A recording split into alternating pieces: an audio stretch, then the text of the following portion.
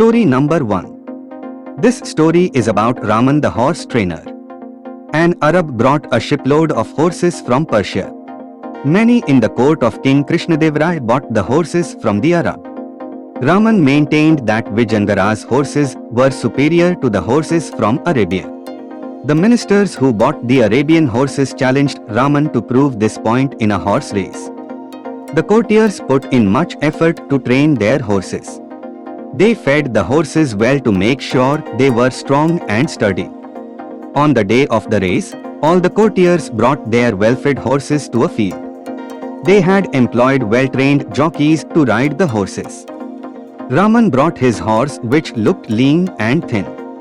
He had a hungry look, as though he had not eaten for days. Raman announced that he himself would ride his horse. All the horses were lined up with the jockeys in position. Raman sat on the hungry-looking horse. He had a long pole in his hand. He had tied a bundle of grass to one end of the stick. Holding the stick from the other end, Raman dangled the grass in front of the horse. The horse wanted to grab the food. So, he ran fast. But no matter how fast he ran, the grass remained outside his reach. The horse kept running with greater speed until it crossed the finish line, coming first in the race. Raman hugged his horse and fed it lush green grass. When Raman went to collect the prize, the king asked him the secret of his success. "One must have hunger for success, Maharaj," Raman said. "Only then will one succeed." Story number 2. This story is about Raman and the cat. The intelligence of animals was being discussed in the court of King Krishnadev Rai. "Cats are most intelligent," said one minister. Others in the court agreed with the minister. They started describing how clever their own cats were. Each one claimed his own cat was the smartest. The king wanted to hold competition for cats. "The cat that does something which no other cat can do will be declared the winner," announced the king. The following week, the courtiers came with their cats. Raman of Tenali also brought his cat to the court. The king wanted to give treat to the cats first. Milk was served to the cats in golden plates. The moment they saw the milk, all cats rushed towards it. Only one cat ran in the opposite direction, away from the milk. The king was surprised to see this strange behavior. Raman said with a smile, "Maharaj, all cats ran towards milk. My cat ran away from milk. My cat has done what no other cat has done." Krishnadev Rai agreed and declared Raman's cat as the winner. When Raman came to collect the prize, the king asked him how he trained his cat to do what no other cat could do. Raman smiled. "I wanted to make sure that my cat gets the best milk. So, I boiled the milk and poured it in plate to cool it. The moment he saw milk, my cat came running to lap it up. Before I could stop him, he had the first lick and burnt his tongue. Since that day, whenever he sees milk in a plate, he runs away." The king and Raman had a hearty laugh. Story number 3. The story is about Raman, the thief catcher. The Kotwal, chief of police of Vijayanagara, was a worried man. A gang of thieves had entered the city, and a string of robberies had already taken place. The Kotwal's men could not lay their hands on the culprits. King Krishnadevaraya was upset with the Kotwal for failing to nab the thieves. The Kotwal sought Raman's help, who readily agreed to help him. Raman asked his wife to spread stories about the money they had. Soon the whole town was talking about Raman's riches.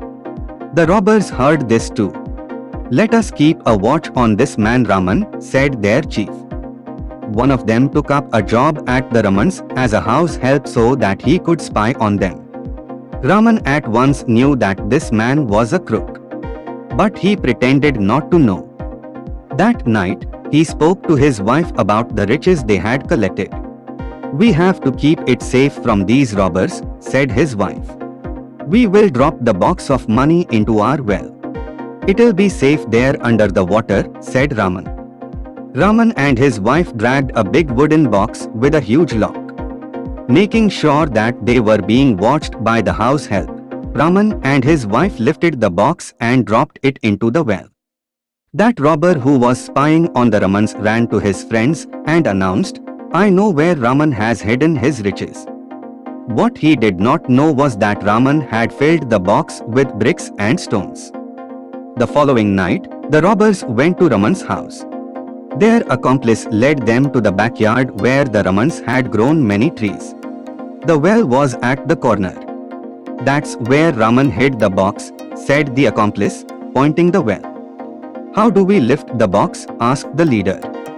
"It's a heavy box," said the accomplice. "We just have to take out the water. Then it will be easy to lift the box," suggested one of the thieves. Everyone agreed. Two thieves, in turn, started drawing water from the well and poured it out. The water started flowing down the slope. They were so engrossed in drawing the water out that they did not notice Raman busy making a path for the water to flow towards the plants. Working for hours drawing water, the robbers got exhausted. Just then, they heard someone shout, "Enough! All the plants have enough water. Don't waste it." The thieves were stunned when they saw Raman. They tried to run away, but their escape route was cut off by the Kotwal and his guards. The robbers were overpowered and taken to prison. The next day the whole town was talking about how Raman had put the robbers to work in his garden. Story number 4. This story is about Battle of Wits. Agriat Pandit came to Vijayanagara. He had mastered all the scriptures and had won the admiration of learned men all over India. He had come to challenge the Pandits in the court of King Krishnadevaraya to face him in a debate. The scholars in Vijayanagara were reluctant to face this Pandit. They felt they were no match to the Pandit in scholarship. But the king would be annoyed if they refused to accept the challenge. One of them said, "Let us speak to Raman. Surely, he will find a solution." The Pandits called on Raman and explained the situation.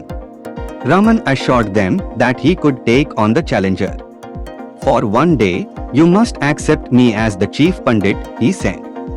The other Pandits readily agreed. The next day, the Pandits carried Raman in a palanquin to the palace hall. Raman and the challenger sat facing each other. Two Pandits carrying a huge bundle wrapped in silken cloth entered the hall. They placed the bundle next to Raman and bowed to him. Raman placed his hand on the bundle next to him. "We can begin the debate discussing the merits of Tilakashta Mahishabandhana," said Raman. The other Pandit was taken aback. He had read thousands of scholarly works in Sanskrit. But he had never heard of this work mentioned by Raman. If he had not even read anything about it, how could he discuss the merits of this work? The Pandit conceded defeat and quietly left the palace. The king was curious to know what great work Raman had referred to. Raman removed the silk cloth, revealing a huge bundle of sticks tied with a thick rope. The king frowned and asked Raman to explain. "Maharaj, til is mustard, kashta is stick. Tilkashta means sticks of mustard plants," explained Raman. Then, displaying the rope, Raman said, "This is rope used to tie up a buffalo. Mahisha means buffalo.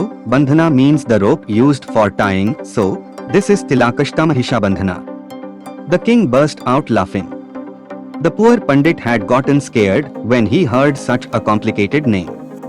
Raman had saved the honor of Vijayanagara by his wit. The king richly rewarded Raman. Story number 5.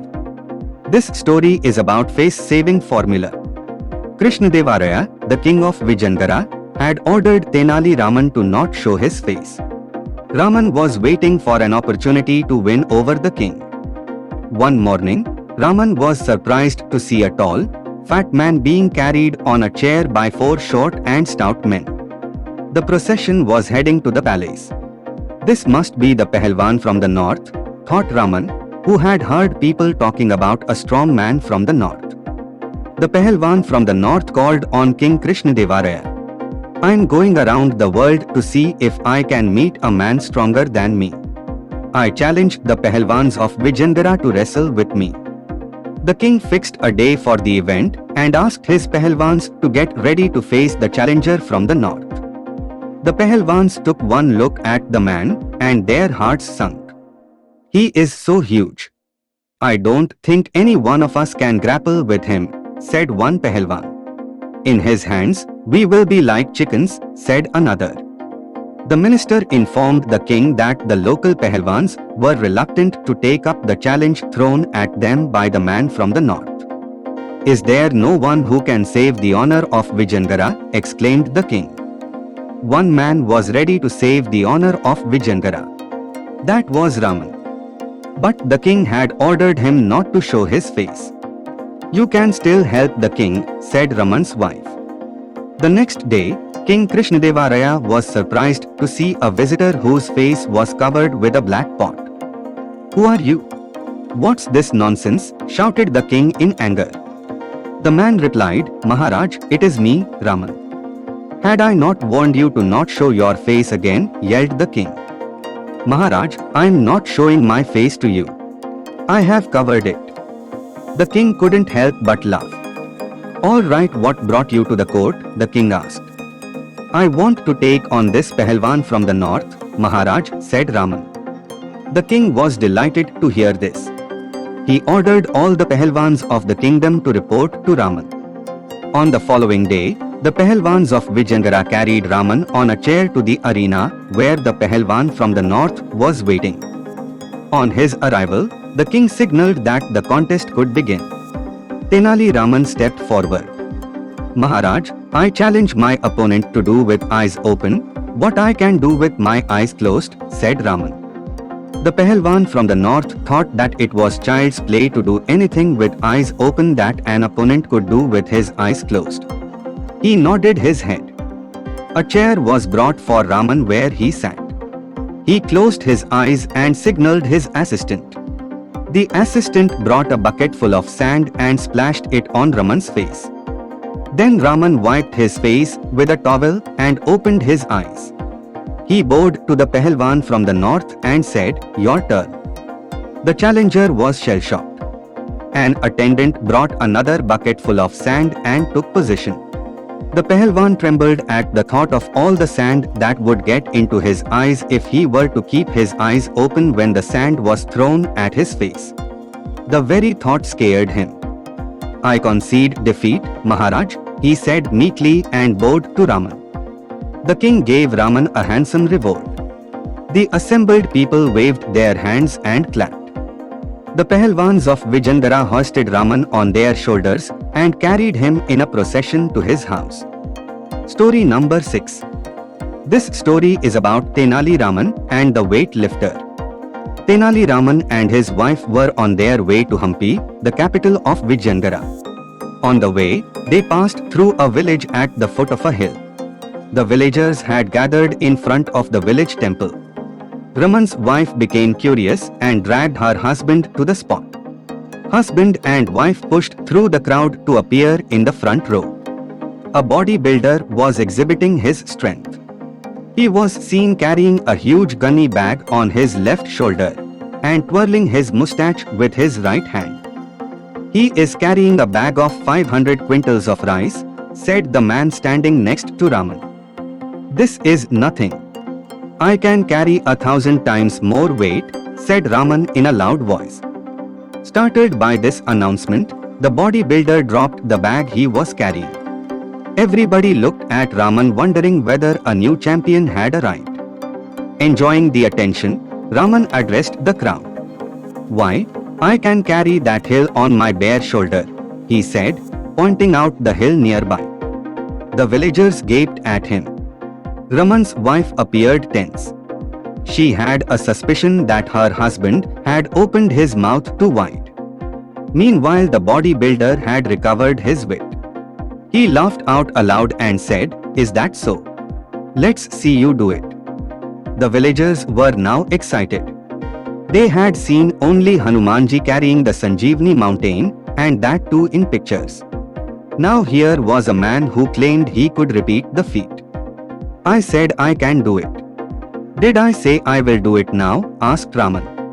Carrying a hill requires a lot of preparation, Raman added. Turning to the weight lifter, Raman asked, "How long did you take to prepare for this feat of carrying the sack of rice?" 3 months, confessed the weight lifter. "How long will you take?" the village chief asked Raman. 6 months, said Raman without batting an eye. Then Raman added, "I need to eat enormous amount of food to build my muscles. And I need someone to massage my body daily. And we need a place to live. We are outsiders," said Raman's wife. The village chief agreed to provide the couple with a house and arrange the food supply. He directed the weight lifter to give Raman body massage daily. "And we will meet here, exactly 6 months from now," said the village chief getting up from the chair. Raman's wife was relieved. They did not have to wonder where the food would come from. For the next 6 months, at least, Raman led a royal life in the village.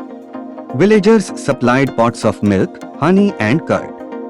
Cartloads of rice and ragi were delivered to their house. The bodybuilder was available to cook food and also give body massage to Raman every day. The bodybuilder, who had become a Raman disciple by now, asked Raman about the practice. "Would you like to begin with a small rock, then move on to bigger and bigger rocks?" he asked. Raman sent him away, asking him to make ragi mudde, balls of steamed ragi flour. Soon it was the D-Day. The whole village assembled at the foot of the hill. Raman and his wife arrived in a decorated cart pulled by the bodybuilder. The villagers received the weight lifter, Raman, with a shout of joy. The village chief gave a sign that the show could begin. Raman stood in a circle with people seated all round. He sat in the warrior's pose, Veer Mudra, and announced he was ready. The villagers were puzzled. The village chief became impatient. "What are you waiting for?" he barked. "I'm waiting for your men to place the hill on my shoulder," said Raman calmly. Everybody gaped at Raman. The village chief shouted in anger, "You said." Raman cut him short. "I said I will carry that hill. Even now I'm willing to carry the hill. I'm waiting for your men to place it on my shoulder." "But who will lift the hill?" asked the village chief in bewilderment. "That's your problem," Raman said. "Only Hanumanji can lift it," said Raman's wife. The village chief joined his hands in salutation to Raman.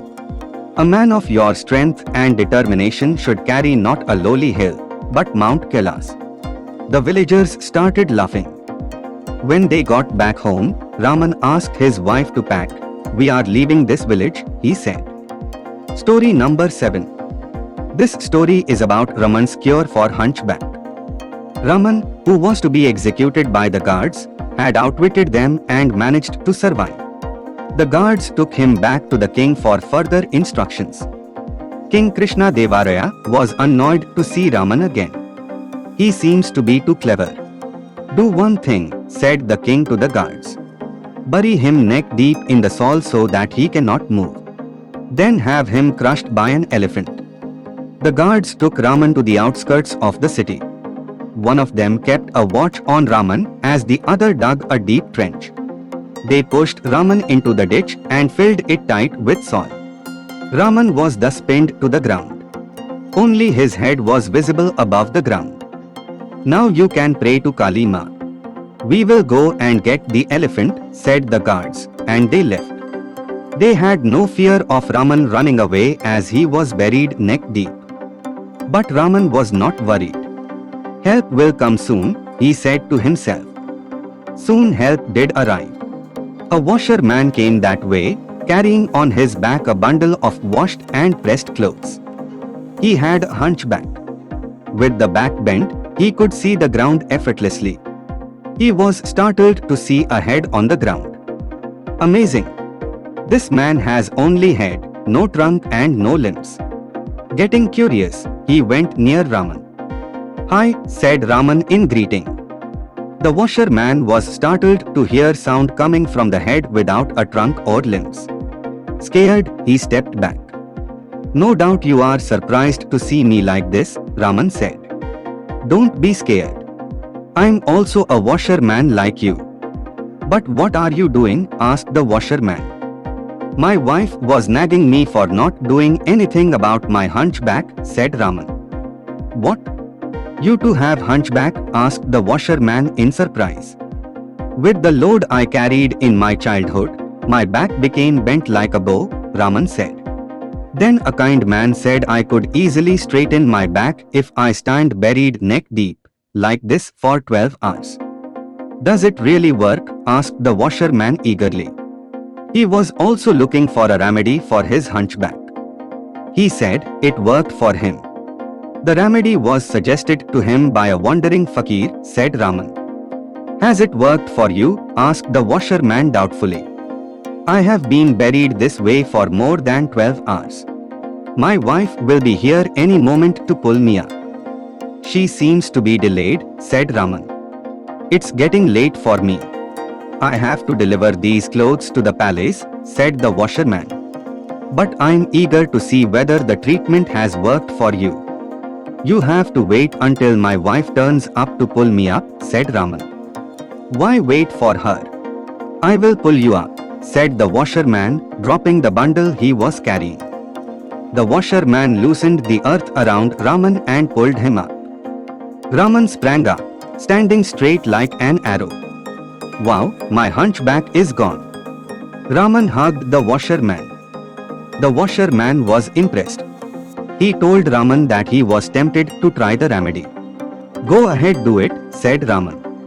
But I have this bundle of clothes to be delivered to the palace, said the washerman. I will do it for you, Raman gallantly volunteered. Entrusting the bundle of clothes to Raman, the washerman jumped into the pit vacated by Raman. Raman filled the pit and packed it tightly with soil. Now, only the washerman's head could be seen above the ground. Then he left carrying the bundle of clothes. On the way, he saw the guards approaching, bringing with them an elephant. He bent his back and started walking slowly. The guards took him for a washerman and walked on. Meanwhile, the washerman was standing in the pit dreaming of a straight back. He saw an elephant being led towards the spot where he was standing in the pit. As the elephant came nearer, he became frightened and started shouting for help. The guards were surprised to see another man standing in the pit in place of Raman.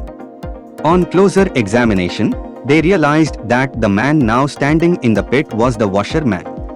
They pulled him out of the pit and asked him how he had landed there. The washerman told his story. The man who crossed our path was Raman, said one of the guards. Seeing us, he must have bent his back. He fooled us again, said the other guard. Meanwhile, Raman was delivering the clothes to the palace. As he was coming out of the palace, he ran into King Krishna Devaraya. You again, yelled the king. By now the guards had reached the palace. They told the king everything. The king was irritated by Raman, but he was impressed by his intelligence. Krishna Devaraya turned to Raman, you have managed to survive yet again. I will let you go this time, but on one condition, said the king. Never show me your face. With these parting words, the king sent Raman away. Raman was not disappointed. I will wait for the right opportunity to win over the king, he said to his wife. Story number 8. This story is about Tenali Raman outwits the guards. Tenali Raman went to Krishna Devaraya, the king of Vijayanagar, hoping to receive some gifts. The gift he got was 100 lashes for approaching the king without an appointment. Raman passed on the gift to the two guards who had demanded half of the gift he was going to collect. Of course, the two guards did not know that Raman would be rewarded 50 lashes. The king, however, wanted to punish the Raman for bribing the guards. He ordered the guards to take Raman to the river front and cut off his head with a single stroke from their swords. The guards who had received 50 lashes each had a score to settle with Raman. They were only too happy to be his executors. They took him to the river front and tied him to a tree. Then they started sharpening their swords. An argument arose on who would execute Raman. Raman pointed out the king's order was that he should be executed by both the guards. The guards agreed, untied Raman and dragged him to the river. Standing on either side of Raman in the knee-deep water, the guards asked Raman to get ready to be executed. Raman said, "You do your duty. But I have one request. My only desire is to die with the name of Kali Ma on my lips." "All right," said the guards, "you pray. We will wait. You be ready with your swords drawn out. Strike the moment I cry out, 'Jai Kali Ma,'" requested Raman. The guards agreed. Raman stood in water, eyes closed. The guards stood on either side of Raman, their swords drawn, ready to strike the moment they heard the cry, "Jai Kali Ma." Raman prayed silently with eyes closed for a minute. Then he shouted, "Jai Kali Ma," and ducked under the water, even as the guards struck. There was a clash of swords, and Raman was nowhere to be seen. The guards were astonished. As they looked for him, Raman raised his head above the water. The guards were relieved to find Raman, and at the same time, annoyed with him. "You cannot fool us this time. Get ready to die." Now, Raman raised an objection. "The king's order was to cut off my head with one stroke, which you have already used. For a second strike, you need the king's permission." So, the guards led him back to the palace to await instructions from their king. Raman was saved for now.